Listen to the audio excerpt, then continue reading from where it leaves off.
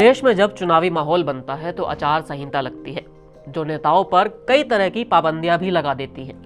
कोई सांसद या मंत्री किसी भी तरह से सरकारी व्यवस्थाओं का लाभ नहीं ले सकता है, क्योंकि चुनावी माहौल में वो एक प्रत्याशी होता है और कुछ भी नहीं। लेकिन सोचिए कि जब देश में पहली बार चुनाव हो रहे थे और सबसे बड़े नेता जवाहरलाल नेहरू थे, तब क्या उन्होंने सरकारी प्लेन का प्रयोग चुनाव के प्रचार में किया था? नेहरू ने आखिर अपना पहला चुनाव लड़ा कैसे था? कैसे एक अकेले नेहरू अपनी पार्टी के लिए सबसे बड़े स्टार प्रचारक बन गए थे? लोकसभा चुनाव के माहौल में एक और चुनावी किस्से के साथ मैं मोहित ग्रोवर आपके सामने हाजिर हूं। आपको बताते हैं कैसे देश के पहले प्रधानमंत्री जवाहरलाल नेहरू ने अपना पहला चुनाव लड़ा था और एक तरह से रिकॉर्ड भी बना दिया था। चुनाव लड़ने की बारी आई तो नेहरू ने जाहिर तौर पर अपने घर को ही चुना, यानी इलाहाबाद को। जवाहरलाल नेहरू ने अपना पहला लोकसभा चुनाव इलाहाबाद ईस्ट और जौनपुर वेस्ट की संयुक्त सीट से लड़ा। ये सीट बाद में फूलपुर लोकसभा सीट बन गई थी।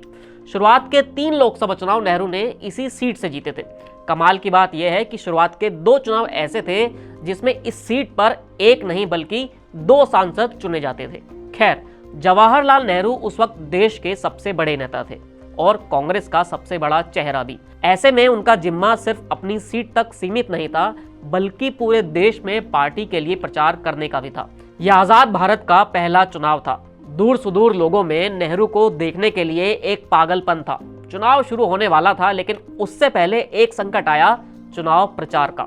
पूरे देश में नेहरू चुनाव प्रचार कैसे करेंगे, क्योंकि यही वो दौर था जब दुनिया में कुछ बड़े नेताओं की हत्या कर दी गई थी। ऐसे में एक चुनौती नेहरू की सुरक्षा को लेकर भी थी। वैसे तो प्रधानमंत्री को भारतीय वायुसेना का हेलीकॉप्टर मिलता था, लेकिन नेहरू नहीं चाहते थे कि वो चुनाव प्रचार में इसका इस्तेमाल करें, क्योंकि कई तरह के सवाल खड़े होते।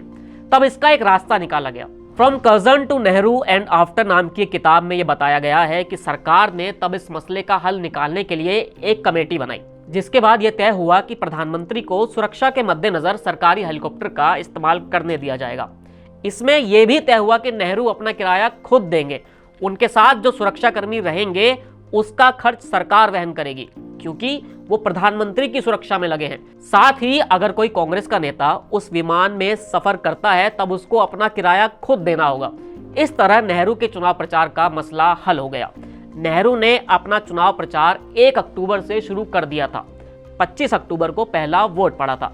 दावा किया जाता है कि 8-9 महीने के वक्त में ही नेहरू ने तब 40,000 किलोमीटर तक का सफर कर लिया था। इसमें हवाई जहाज, गाड़ी, रेल और नाव तक के जरिए नेहरू चुनाव प्रचार कर रहे थे। आखिर में आपको जवाहरलाल नेहरू के चुनावी इतिहास के बारे में बताते हैं। 1952 यानी पहले चुनाव में जवाहरलाल नेहरू को करीब 39% वोट मिले थे। इसके बाद 1957 में भी 37% वोट मिले थे। लेकिन यह खास इसलिए भी रहा क्योंकि इन दोनों चुनावों में एक सीट से एक नहीं बल्कि 2 सांसद चुने जाते थे। ऐसे में कांग्रेस की ओर से यहां पर जवाहरलाल नेहरू जीते और उनके अलावा मसूरियाद्दीन पासी भी इस सीट से कांग्रेस के सांसद चुने गए थे। 1962 का चुनाव जब हुआ तब तक ये सीट फूलपुर लोकसभा सीट हो गई थी और अब एक सीट पर एक ही सांसद चुना जाता था। नेहरू को इस बार 60% से ज्यादा वोट मिले, लेकिन यहां भी उनकी टेंशन खत्म नहीं हो रही थी, क्योंकि इस बार उनके खिलाफ राम मनोहर लोहिया मैदान में थे। लोहिया की रैलियों में दमदार भीड़ आती थी। तब कांग्रेस को हल्का झटका तो लगा, लेकिन चुनाव के नतीजे आए तो सब सही हो गया। इस लोकसभा चुनाव के 2 साल बाद ही नेहरू का निधन हो गया था। जब इस सीट पर उपचुनाव हुआ तब जवाहरलाल नेहरू की बहन विजय लक्ष्मी पंडित यहां से सांसद बन गई। देश के पहले आम चुनाव से जुड़े इस किस्से में इतना ही। आपसे फिर मिलेंगे एक नए किस्से के साथ।